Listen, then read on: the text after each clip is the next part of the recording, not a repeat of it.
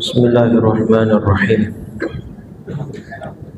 Ya Rabbi bil Mustafa balligh maqasidana waghfir lana ma madha ya wasi'al karami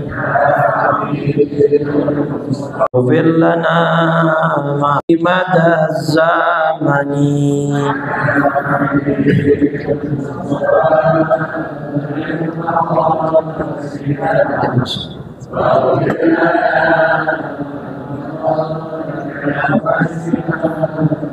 minhu dawabu falam tahrab wa ma waqa'at dhubabatun abadan fi jismihil hasani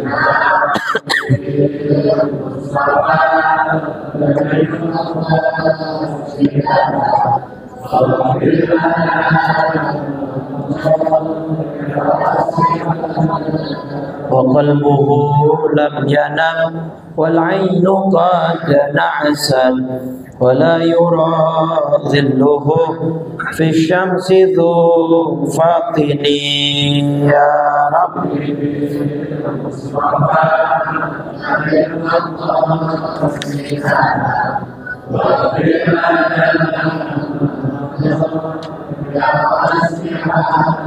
wa qalbuhu lam yanam wal ainu qad na'asa wa la yura dhilluhu fi syamsi dhu fatini ya Rabbi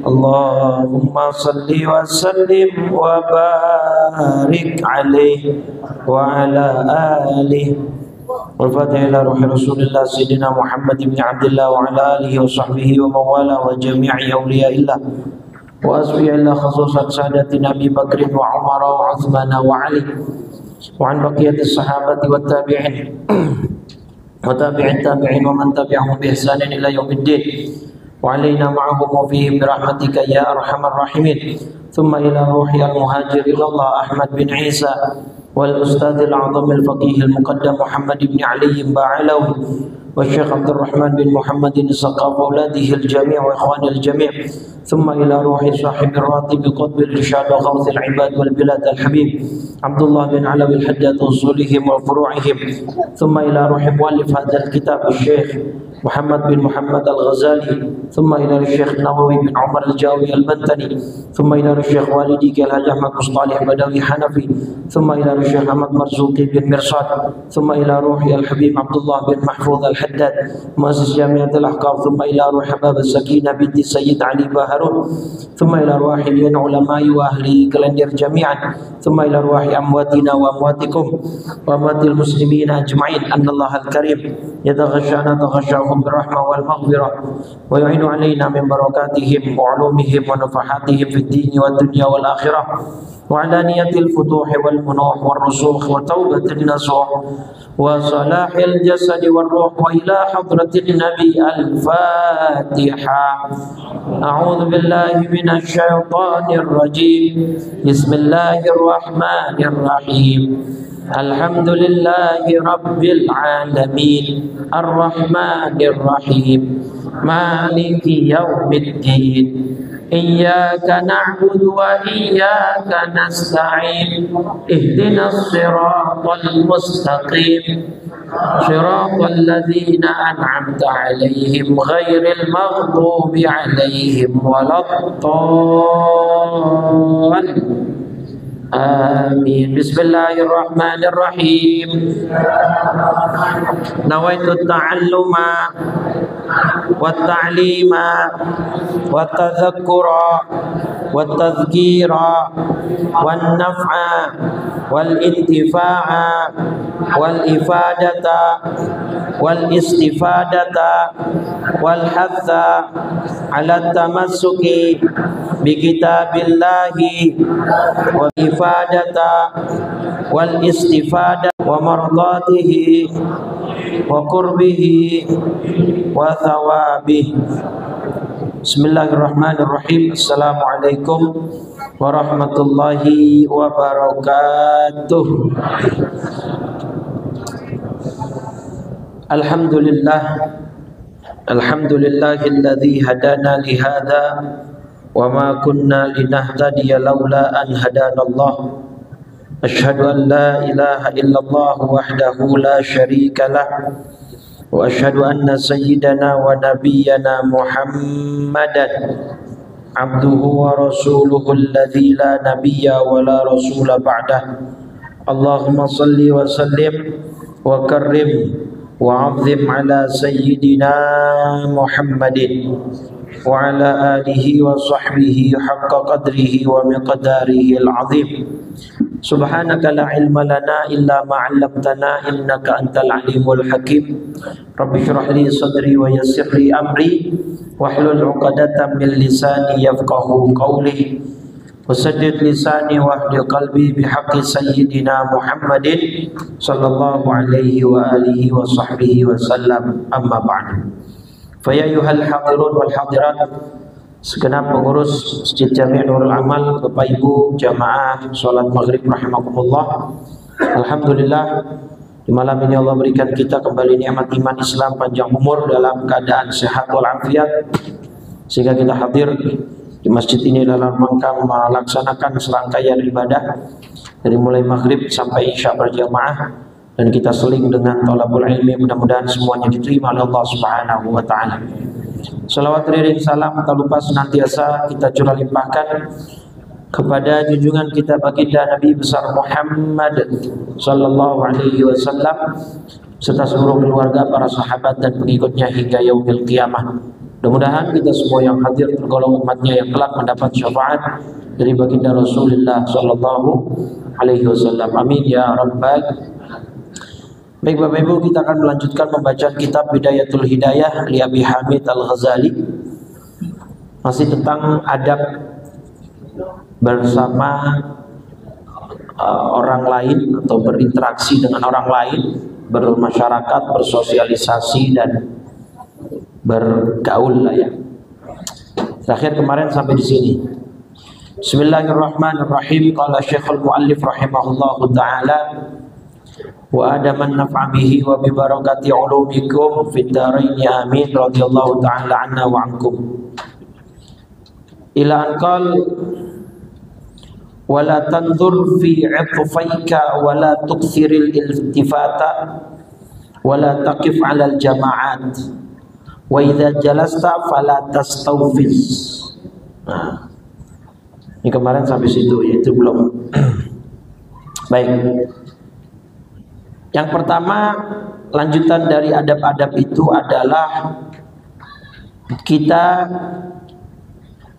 dilarang atau sebisa mungkin dihindari ya melihat orang lain ya dengan pandangan kagum, dari ya melihat orang lain ya dengan pandangan kagum gitu.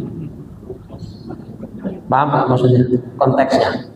Masuk rumah orang, pajangannya dilihatin, ada menara Eiffel, ada pajangan apa namanya Liberty, ada, itu nggak boleh, itu nggak adab. ya tidak memiliki adab, itu nggak boleh seperti itu. Jadi jangan terlalu mencolok. Itu Islam sampai ngajarin begitu. Jadi kalau di rumah orang, termasuk jangan kemudian lagi di ruang tamu pakai ngomong-ngomong ke belakang. Paham nggak? Kan ada orang beberapa rumahnya yang antara ruang tamu dengan ruang tengah kan nggak ketutup. Ada beberapa konsep rumah kan begitu. Itu nggak boleh. Anda misalnya lagi dibikinin air, kan berarti otomatis misalnya tuan rumahnya ke dalam atau misalkan lagi ke kamar, terus Anda celingak-celinguk ke dalam, gitu nggak boleh. Ya, yang bagus gimana? Tundukkan pandangan Anda, karena itu di rumah orang yang secara umum, kalau orang di dalam rumah banyak yang tidak menutup auratnya, gitu. Siapa tahu ada anak perempuannya, begitu lewat kita karena celingak-celinguk kelihatan dan lain sebagainya. Gitu ya, itu pertama. Kedua, wala tuksiril iltifat ila wara'ik. Artinya jangan terlalu banyak noleh ke belakang kalau sedang berjalan. Artinya fokus dengan ya pandangan ke depan, jangan terlalu sering menoleh ke belakang. Nah, ini juga ada makna filosofinya. Artinya apa? Kita hidup itu untuk masa depan. Jangan kemudian kita terlalu larut dalam masa lampau yang mungkin bagi kita menyedihkan. Ya udah lewat, udah. Makanya mobil kaca spion sama kaca depan mana lebih besar? Mobil kaca depannya sama kaca spionnya, baik spion kanan kiri maupun spion tengah, itu mana lebih besar kacanya? Depan kan? Berarti kita diminta untuk lebih fokus ke jalanan depan. Kita ngelihat ke belakang cukup sesekali aja untuk introspeksi, untuk kemudian berhati-hati supaya tidak masuk ke lubang yang sama. Nabi kan melarang kita sebagai muslim untuk masuk ke dalam kesalahan yang sama, mengulangi kekeliruan kedua kalinya. Nah, itu baru lihat ke belakang. Wah, pengalaman nih. Kalau ada, sekarang modusnya kan banyak. Ada orang kita nggak kenal, pura-pura ngakunya dari PLN buat ngecek meteran. Nah, kemarin saya udah kehilangan handphone nih. Nah, maka yang kedua kalinya berkaca kepada yang terdahulu, bukan suuzon, tapi waspada. Gimana caranya waspada? Handphone jangan ditaruh sembarangan, itu namanya waspada. Paham nggak? Kalau suuzon itu Anda sudah menjudge, Anda sudah menghakimi, wah tampang kamu sih kayaknya maling ini. Nah, itu namanya suudzon, sudah menghakimi, nggak boleh. Tapi kalau waspada itu tindakan preventif dari kita, gitu ya. Jadi jangan terlalu banyak menoleh ke belakang saat berjalan. Wala taqif 'alal jama'at. Jangan terlalu sering nongkrong, ngumpul-ngumpul yang tidak ada hajat dunia maupun. Wala taqif 'alal jama'at.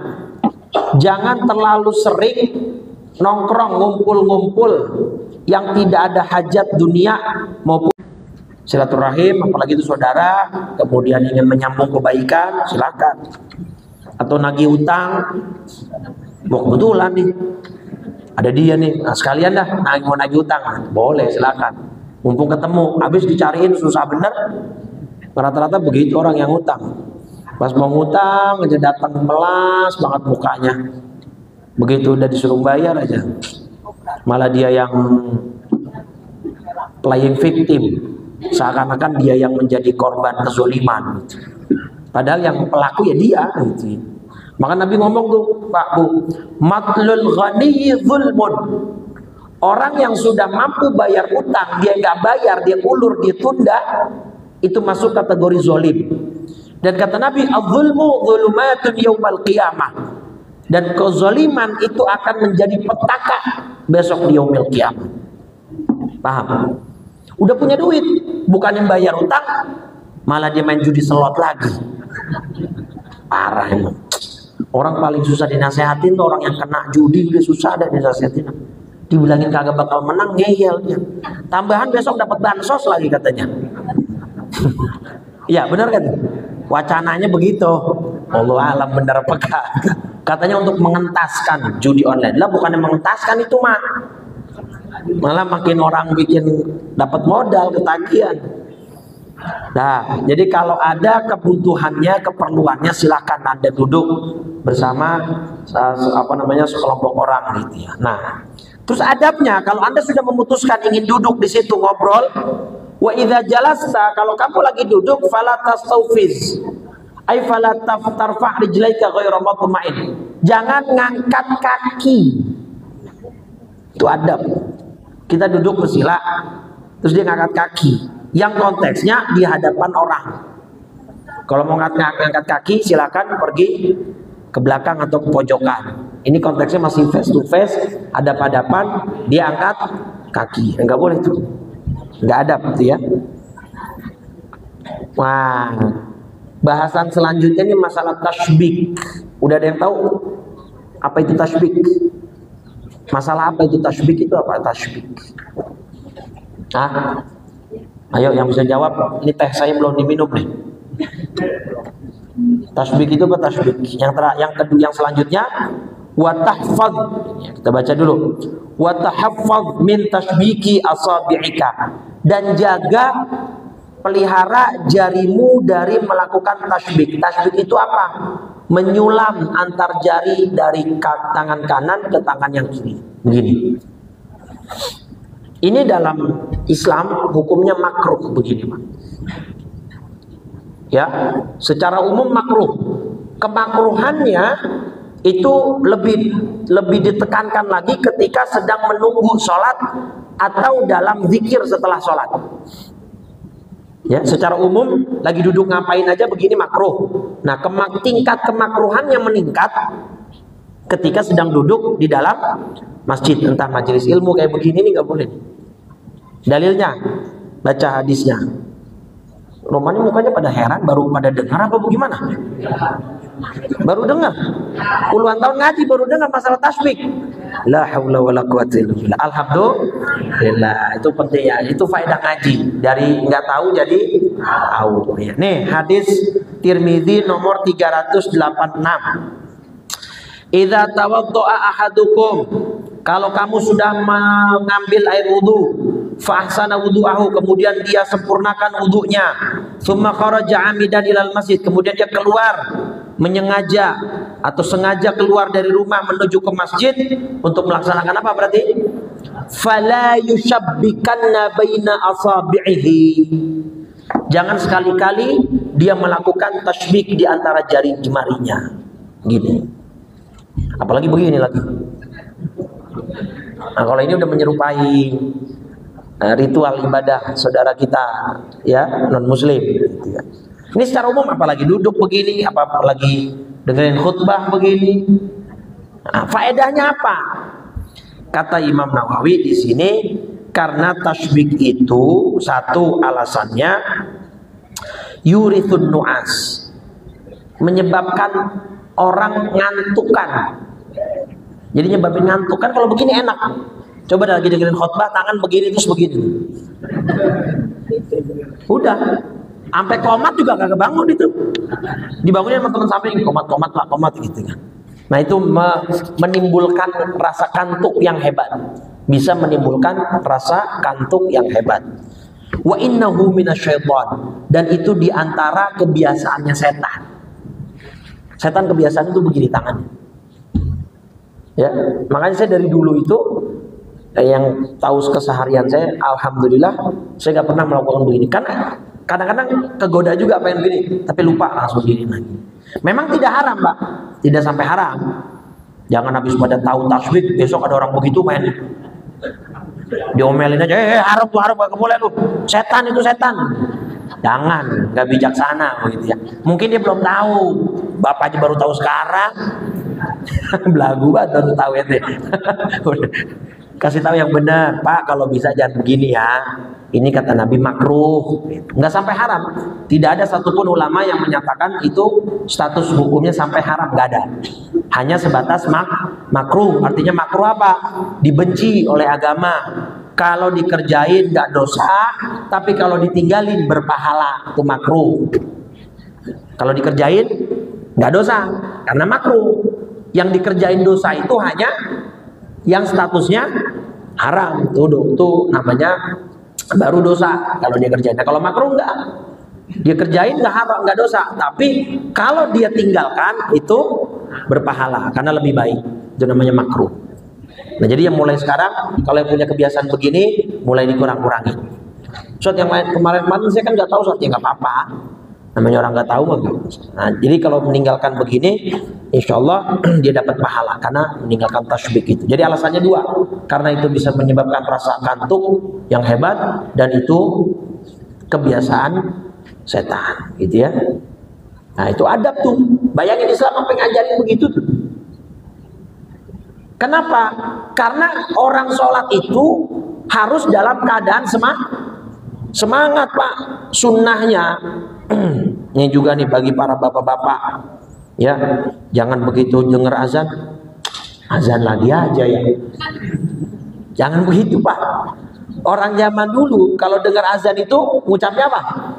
Alhamdulillah. Kenapa? Berarti Allah kasih umur dia panjang sampai ketemu waktu sholat berikutnya.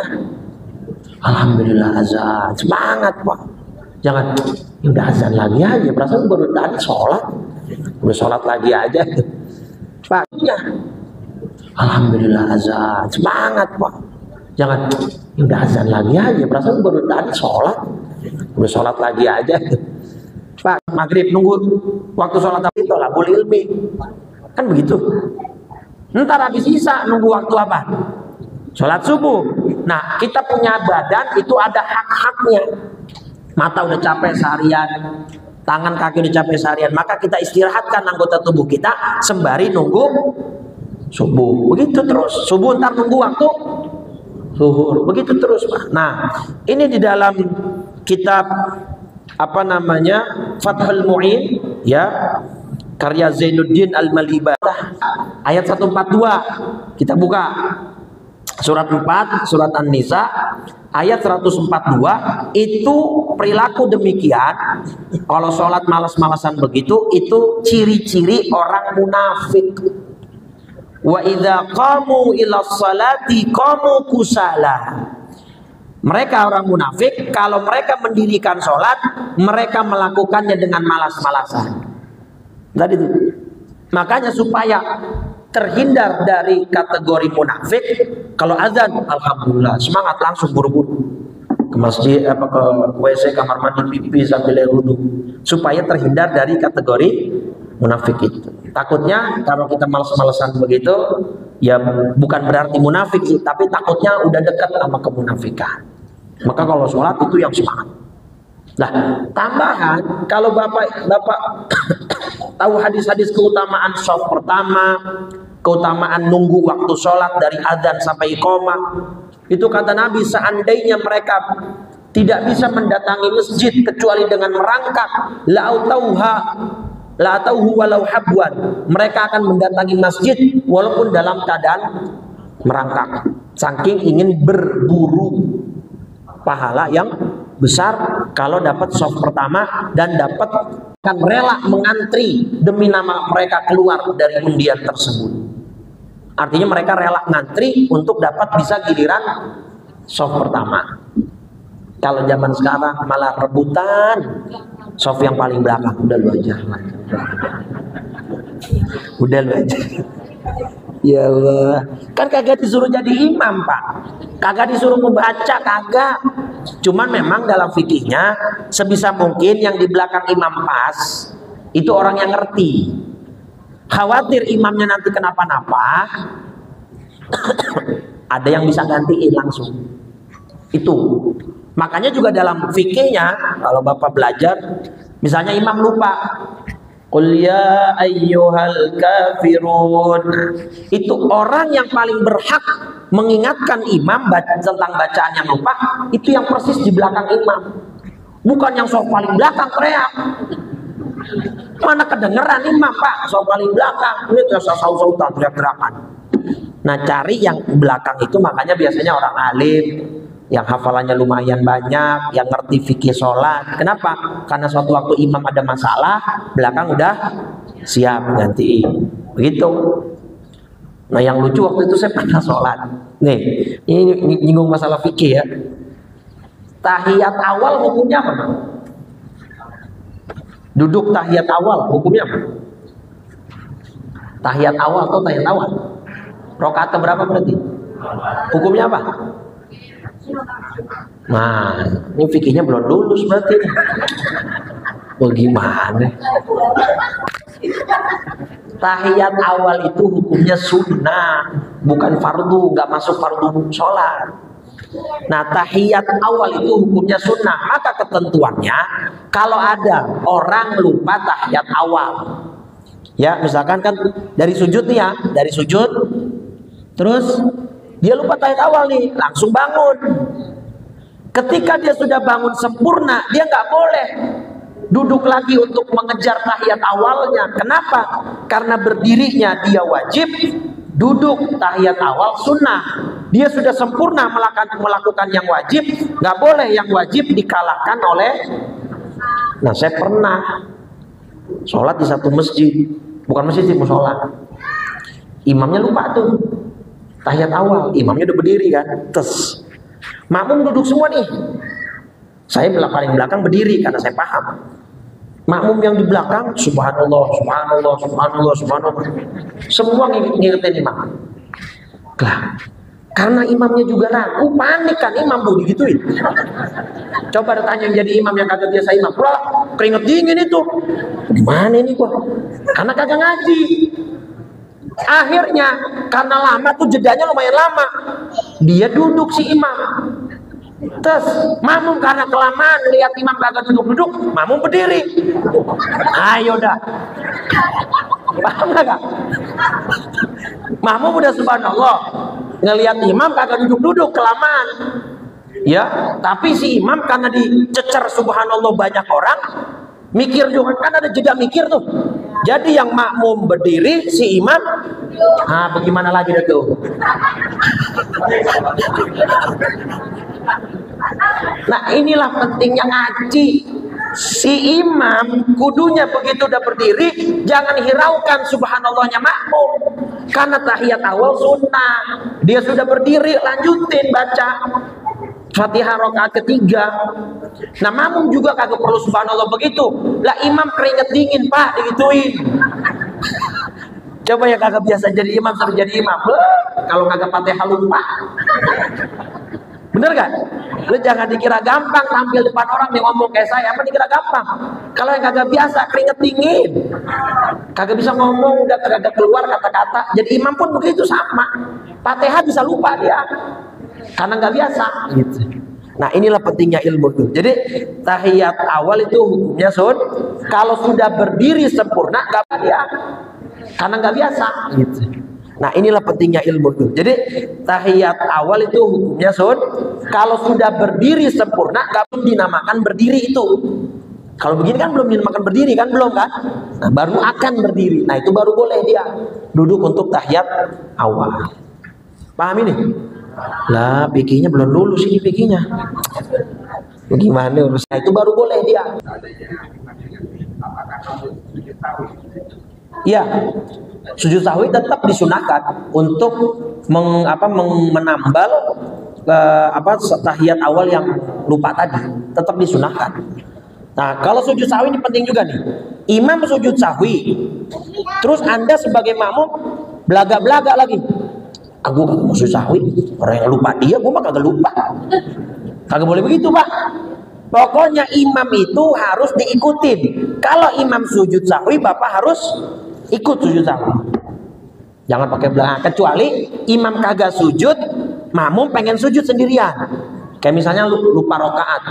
Nih imam tadi kayaknya lebih nih, rokaatnya 5. Nah imam kagak sujud sahwi. Anda karena Anda ngitung yakin, Anda punya keraguan kan atas itu, maka Anda sujud sendiri, boleh. Kapan waktunya? Setelah imam selesai salam. Assalamualaikum warahmatullahi wabarakatuh. Assalamualaikum warahmatullahi wabarakatuh. Anda baru sujud sendirian. Kan suka kadang ada kasus begitu kan, lupa rokaat atau lupa kunut misalnya kan, lupa kunut. Dalam mazhab kita Syafi'i kunut itu sunat taat yang harus diganti atau sunnah diganti dengan sujud. Imam lupa nih, kagak kunut subuh, ya kan? Nah kemudian lupa juga dia buat sujud sawi. Nah, Anda ingat bahwa Anda tadi lupa kunutan. Nyambung lagi ini sawi sendirian, tunggu sampai imam selesai salam. Kayak gitu. Paham nih? Nah, jadi kesono-sono ini orang lagi ngomongin adab. Nah, intinya salah satu adab sholat, jemputlah waktu sholat dengan penuh semangat. Kayak bapak lagi pengen kerja di pagi hari saat hari itu hari gajian. Semangat gitu. Wah, hari ini gajian nih. Dulu apalagi belum ada payroll yang pakai transfer kan. Jadi kalau gajian harus datang ke HRD kan, cash kan. Nah, itu kan semangat dari pagi tuh. Oh, gajian. Kayak gitu kira-kira. Semangat pengen ketemu sama Allah di dalam sholat. Semangat pengen menghadap kepadanya, bermunajat kepadanya. Itu sunnah, Pak. Lah kita dulu zaman senang-senang sama lawan jenis saja. Kalau mau ketemu semangat banget ya. Padahal ditolak mulu. Tapi semangatnya mah semangat aja gitu. Nah, itu jadi tadi ya, tidak boleh mentasbik jari jemari. Karena apa? Itu merupakan kebiasaan setan dan menyebabkan orang ngantuk. Terus wal abath bilihyatika wa khat, dan melakukan hal yang sia-sia. Ya, wal abath bilihyatika wa khatamaka, dan melakukan hal yang sia-sia dengan apa?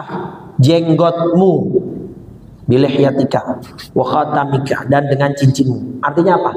Main-main jenggot begini, main cincin, keluarin masuk, masuk keluar, keluar masuk. Itu pekerjaan yang di dalam Islam tidak ada faedahnya. Bahkan kalau itu dilakukan saat khutbah Jumat, itu bisa mengancam status sholat Jumat Anda. Faqad laghaw, bisa jadi sia-sia khutbah. Jadi kalau lagi ada orang khutbah, khotib, dengerin, fokus. Gak boleh tasbihan, gak boleh baca Quran. Jangan tasbihan. Saya waktu itu pernah khutbah, ada orang tasbihan, tasbihnya pakai tasbih yang itu lagi. Yang bukan yang finger ya, yang gede warna aluminium tuh, yang kedengeran bunyinya cetak gitu. Tahu nggak yang buat ngitung orang pramugari, ngitung penumpang pesawat gitu kan, dulu kan pakai itu tuh. Lah kan bunyinya kedengeran, Pak. Ya kan saya khutbah, langsung aja saya sindir. Tugas Anda ketika mendengarkan khutbah adalah fokus, tidak mengerjakan yang lain. Adil itu adalah wad'ul asya fi makani, meletakkan sesuatu pada tempat. Maka ketika ada orang khutbah, Anda harus dengarkan. Jadi ketika tasbihnya harus dimasukin kantong, itu lah, yang baca Quran zikiran aja nggak boleh ketika lagi khutbah, apalagi main HP. Tuh lagi khutbah main HP. Coba sekarang khutbah itu seminggu sekali. Itu sebagai bagian dari Nabi upaya untuk supaya umat Islam dapat nasihat. Karena mungkin dia seharian selama 7 hari itu penuh kerja segala macam lah. Itu pun cuma 15-20 menit. Masih kagak mau juga ngedengerin. Nah terus mau dapat siraman rohaninya dari mana? Nasihatnya dari siapa kalau nggak di situ? Paham tuh? Jadi itu perbuatan sia-sia. Karena kan ada hadis, min husni islamil mar'i tarkuhu ma la ya'ni. Di antara tanda apa? Bagusnya Islam seseorang, dia sudah bisa meninggalkan hal-hal yang tidak berfaedah, yang tidak bermanfaat buat dia. Termasuk begitu, mainin ini begini, mainin cincin begini. Atau kalau kaki lagi duduk nih, deng gitu. Ini kebiasaan buruk. Coba dalam ilmu psikologi juga ini kebiasaan buruk, tahu baca. Yang punya kebiasaan begini nih, kayak gitu ya. Nah, ini ditahan gitu kakinya, jangan. Ente berani begitu semeja sama Jokowi terus begitu ente. Oh, didor sama pas pampres ente. Goyang aja mejanya Jokowi begitu. Itu termasuk al-abath, perbuatan yang sia-sia. Wa takhlili asnanika, mengadukan gigi. Gitu tuh. Ada orang yang punya kebiasaan begitu. Giginya diadu. Bagus ya kalau menurut Abang Medan. Kan keribetan sih begitu ya. Ribet itu gitu. Tapi kalau dalam forum-forum resmi ya itu harus dilakukan sebagai bagian dari etika. Kalau masih punya etika gitu ya. Kalau udah nggak punya etika ya susah. Wa idkhali isba'ika fi anfika, dan memasukkan jari ke lubang hidung. Apa maksudnya? Ngupil. Di depan orang lagi ngobrol, ngupil aja. La ilaha illallah. Ditahan. Kalau emang gatel tuh hidung, pakailah gerakan-gerakan yang elegan begitu. Apa pura-pura begini gitu kan. Jangan terang-terangan banget tuh, Bang. Udah gitu dilihatin lagi upilnya, elegan begitu. Apa pura-pura begini juga geli, walaupun upil nggak najis sih, tapi kan tetap aja geli gitu kan. Wa kathrati busaqika wa tanakhumika, dan jangan terlalu sering meludah. Singapura punya peraturan ketat tentang ludah, terutama ituan permen karet, karena Singapura itu punya trauma. Di mana-mana fasilitas umum sampai di KRL itu bangkunya penuh dengan permen karet, gitu ya. Kalau nggak salah, coba kita nih aturan Singapura soal meludah atau permen karet gitu ya. Permen karet itu dendanya kalau nggak salah sampai berapa itu ya, tidak boleh dilakukan, ada dendanya, termasuk nih apa namanya, kenapa Singapura melarang penjualan permen karet, sampai permen karetnya dilarang untuk dijual gitu ya, saking mereka sangat memperhatikan itu ya. Nah artinya kalau dalam Islam jangan suka sering meludah. Tanakhum itu mohon maaf apa, reak, dahak, jangan suka membuang dahak atau reak. Lah ini di kondangan, orang lagi pada makan, sebelah sana reak, dahak. Tangan untuk mengusir lalat atau nyamuk. Anda lagi berinteraksi sama orang, lagi ngobrol, Anda sibuk untuk lalat mau ini, orang ngobrol depan Anda lagi ngomong gitu, perhatiin, fokus gitu ya. Tuh adab. Wa kathrati tamati, dan jangan terlalu banyak ngulet. Tahu ngulet? Gitu. Itu dalam Islam makruh. Jangan terlalu sering. Kalaupun mau melakukan itu jangan di depan gitu. Itu dalam Islam makruh. Jangan terlalu sering. Kalaupun mau melakukan itu jangan di depan umum. Jangan di depan umum. Nah, yang kedua, yang selanjutnya ini wattatsa'ubi fi wujuhin nas. Ini yang penting, yang sering banyak dilakukan orang. Nguap. Jangan nguap itu dilepas begitu aja.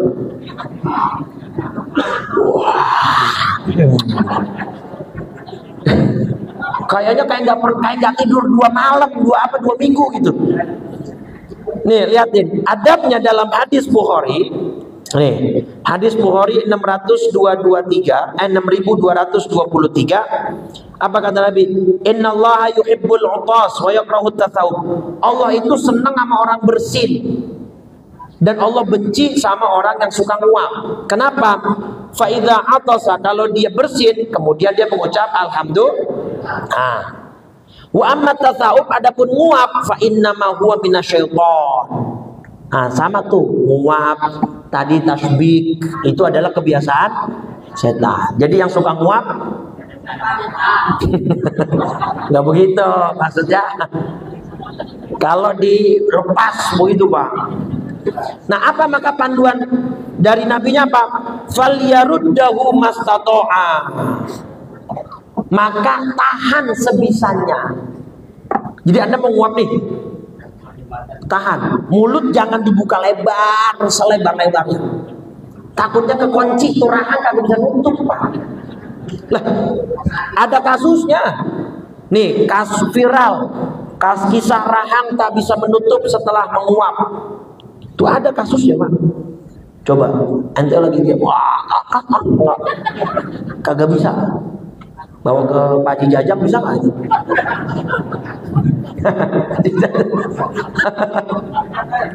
Pernah nggak nanganin kasus itu Pak Haji Jajang? Pernah. Itu ada kasus ya Pak. Di Indonesia dan di Inggris itu ada kasusnya. Kalau yang Indonesia yang saya tahu ini laki-laki ini nih. Ini laki-laki ini kasusnya nih. Ini pernah nih di Indonesia. Kalau yang di Inggris perempuan. Nih yang ini yang di Inggris nih orangnya nih. Ini saya pernah lihat liputannya juga. Jadi Islam tuh sampai ngajarin begitu Pak. Jadi ini bayangin, sholat subuh, pas wudhu belum sikat gigi, malam habis makan jengkol, nguap dilepas aja begitu kagak ditutup. Ya Allahu Akbar. Yang samping kanan kiri kan semriwing. Nah jadi adabnya kalau nguap apa? Mulut ditahan, jangan dilepas begitu saja, dan ditutup dengan apa? Dengan tangan kiri, kemudian punggung tangannya yang dipakai. Jadi sebisa mungkin ditahan. Udah mulai menguap nih, ditahan, jangan dilepas begitu, ditahan sampai selesai, itu pun sambil ditutup. Kenapa Nabi melarang? Fa'idha qala kalau orang lagi nguap kemudian gitu kan, gitu, dohika minhu syaitan, setan tertawa melihat perilaku demikian. Kenapa? Wah, kena tipu daya saya tuh. Dan rata-rata nguap itu pas lagi sholat sama lagi majlis taklim. Coba lagi giliran main bola, main badminton, lagi mancing, ada yang nguap? Agak. Coba lagi ngaji begini nih, majlis taklim. Wah, ngantuk banget Roman. Ya, apalagi AC masjidnya, ya kan? Ya Allah. Apalagi kalau misalkan ustadznya yang ngajar suaranya pelan, merdu, kagak jelas pronunciation-nya, udah makin-makin dah. Yang di belakang nyender lagi gitu kan. Kena lagi aja nyender. Jadi itu adab dalam Islam ya, ditahan kalau lagi, terutama lagi sholat Pak. Karena kalau lagi sholat Anda nguap terus keluar kata itu 2 huruf Pak. Dalam mazhab Syafi'i kalau dia mengeluarkan 2 huruf yang mufhimah, yang membuat orang lain faham, itu berpotensi membatalkan sholatnya. Karena ada huruf A sama H gitu kan. Itu berpotensi membuat sholatnya bisa batal. Hati-hati, maka ditahan. Jangan terlalu dilepas begitu ya. Nah itu tadi hadis Bukhari 6223, adab tentang menguap. Apalagi ini dalam kitabnya kata Imam Ghazali fi wujuhin nas, nguapnya sengaja di depan muka orang. Wah, bukannya di samping. Ya Allah, wa fis salati wa ghairiha, baik di dalam sholat ataupun di luar sholat. Pokoknya nguap. Wah, bukannya di samping. Ya Allah, wa fis salati wa ghairiha, baik di dalam sholat ataupun di luar sholat. Pokoknya nguap. Majelis ilmu kah, majelis zikir kah, majelis sholawat itu hadiah, tenang. Dengan adab-adab tadi, kaki jangan diangkat. Gimana?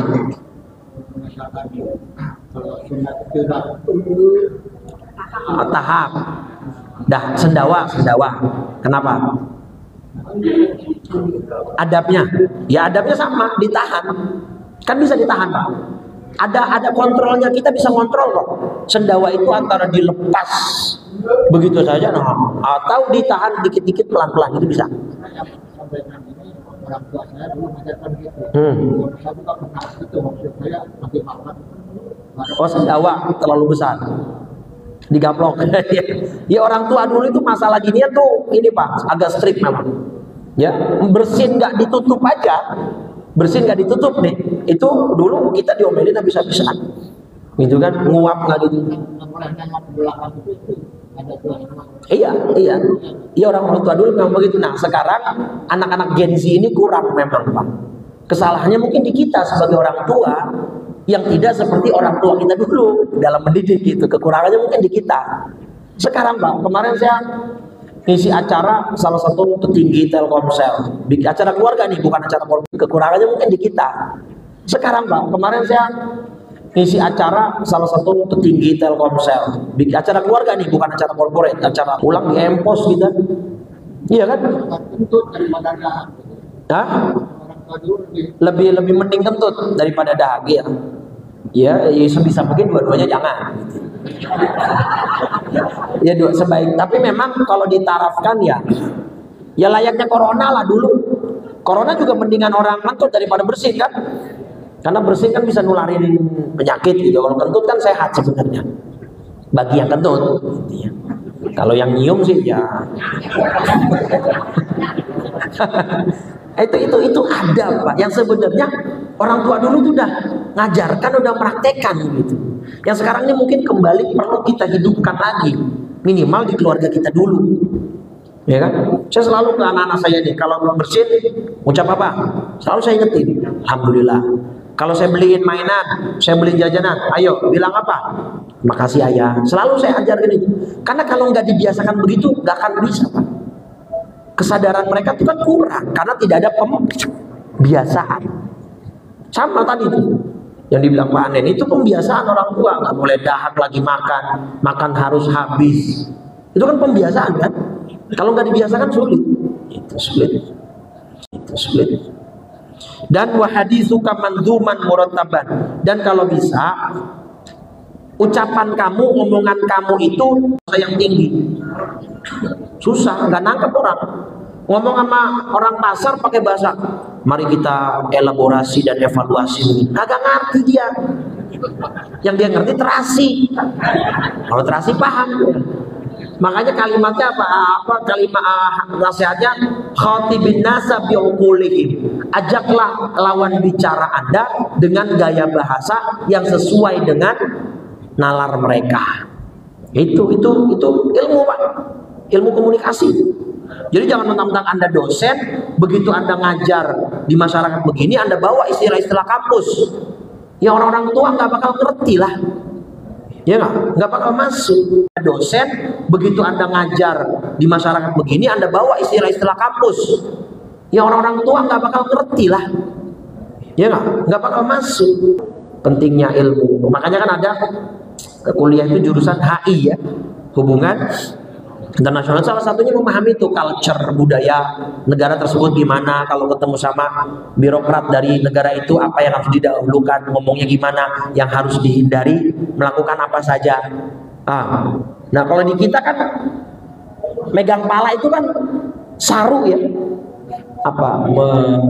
Megang pala itu apa ya? Ya songong lah, saru ya gitu.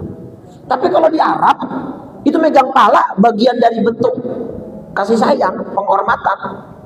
Gitu, megang pala. Kan beda adab, beda culture, beda budaya. Nah, hubungan internasional kan memahami hal-hal yang begitu, Pak. Ada hal yang di sini mungkin biasa, di tempat lain nggak biasa, nggak boleh dilakukan bahkan kan gitu.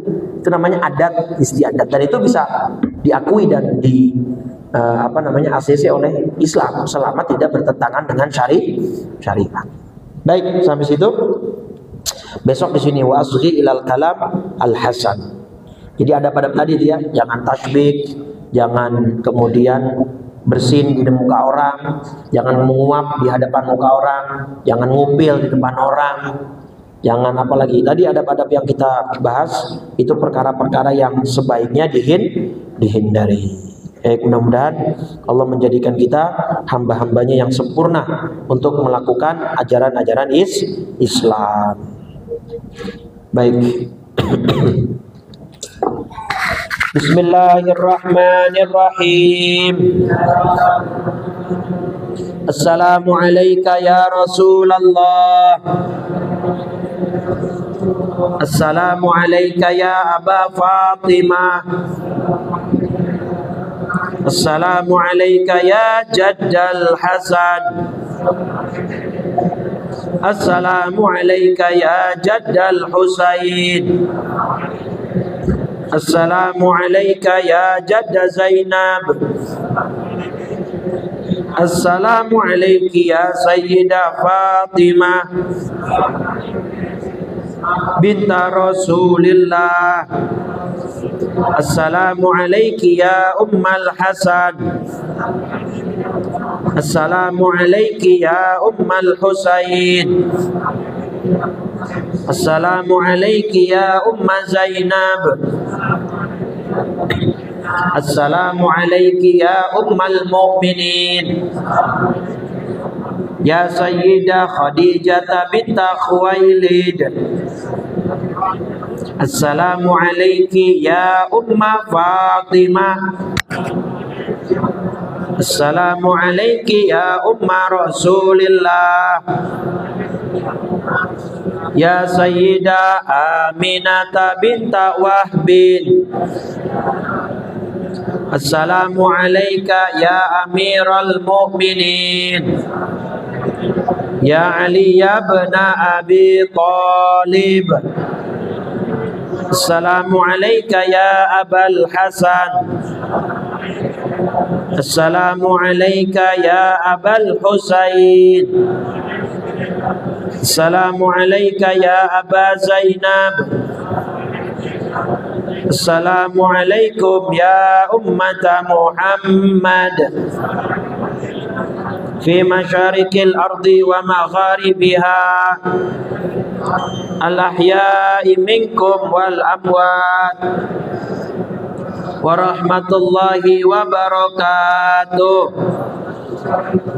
Afdalu ma qultuhu ana wan nabiyyuna min qabli, la ilaha illallah, la ilaha illallah, la ilaha illallah, Muhammadur Rasulullah sallallahu alaihi wasallam. Kalimatu haqqin 'alaiha nahya wa 'alaiha namut wa biha nub'atsu insyaallah ta'ala minal aminin. Allahumma inna nas'aluka husnal khatimah wa na'udzubika min syarril 'aqibati wa su'il khatimah.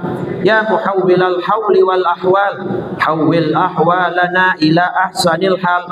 Rabbana atina fid dunya hasanah wa fil akhirati hasanatan wa qina adzaban nar. Sallallahu ala sayyidina Muhammadin wa ala alihi wa sahbihi wa sallam. Bi fadli subhana rabbika rabbil izzati amma yasifun wa salamun alal mursalin walhamdulillahi rabbil. Subhanakallahumma wa bihamdika asyhadu an la ilaha illa anta astaghfiruka wa atubu ilaik. Wassalamualaikum warahmatullahi wabarakatuh.